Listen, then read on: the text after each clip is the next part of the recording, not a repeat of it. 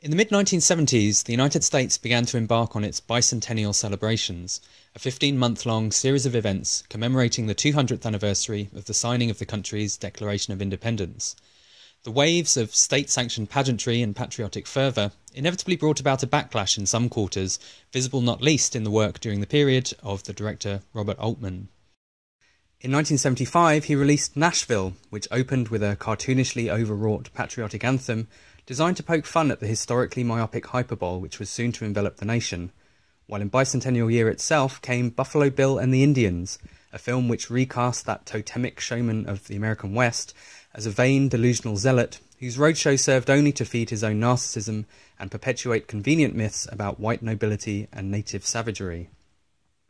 Much as Hal Ashby would do in the same decade, Altman was an artist unafraid to question and subvert some of his country's most sacred of cows, beginning with his commercial breakthrough, MASH, the black comedy set during the Korean War, which displayed an open contempt for the bureaucratic organisation of the American military, and questioned conventional notions about the supposed nobility and heroism of armed combat. If MASH was as far removed from a war movie as could be, then much of Altman's later work would also demonstrate a willful perversity towards conventional genre too. Witness McCabe and Mrs. Miller, his anti-western in which Warren Beatty's alleged gunslinging title character is demonstrated to be impotent with a six-shooter, as well as in other departments too. Or The Long Goodbye, his revisionist film noir in which super cool private eye Philip Marlowe spends the first 10 minutes of the film trying, and failing, to feed his cat. In both there is not just a sense of a director toying with cinematic tropes, but also reconfiguring pop culture Americana according to his own vision. In much of his work in the 1970s, Altman would also display an irreverent attitude to the forms of conventional American cinema, whether in the fragmented narratives of psychological dramas such as Images and Three Women,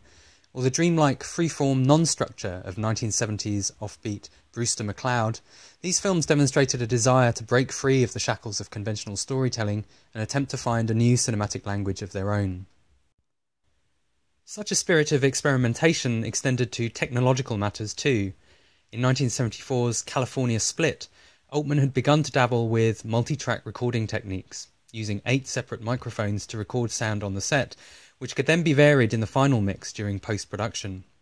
Combined with what was the director's now signature visual approach of utilising zoom lenses to prowl around a scene, zeroing in on suddenly significant details or compositions, or pulling back to take us back into the crowd, the effect was less voyeuristic than akin to eavesdropping, the framing and sound design acting more as active participant than passive spectator.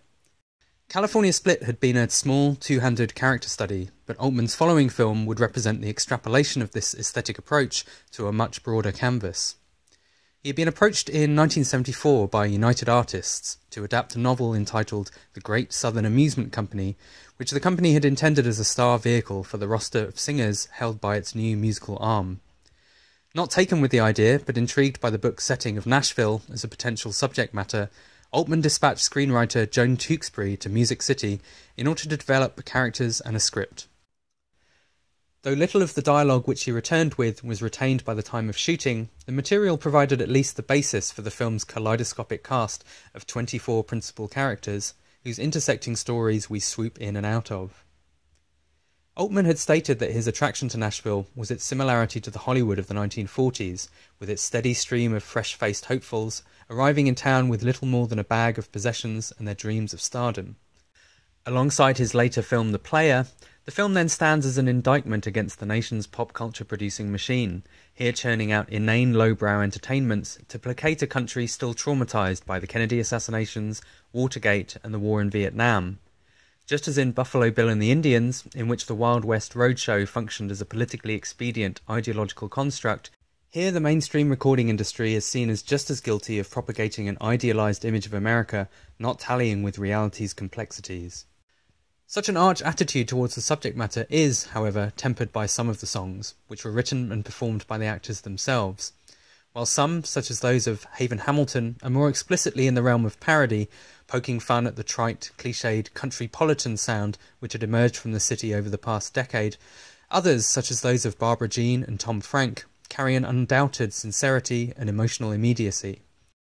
This ambiguousness sets the film apart from the traditional movie musical, so much so that by the time we arrive at final song It Don't Worry Me, it is, like so much in the film, left to the individual viewer to decide whether it is a rapturous expression of irrepressible optimism or a symptom of a conservative national culture of self-absorption and denial.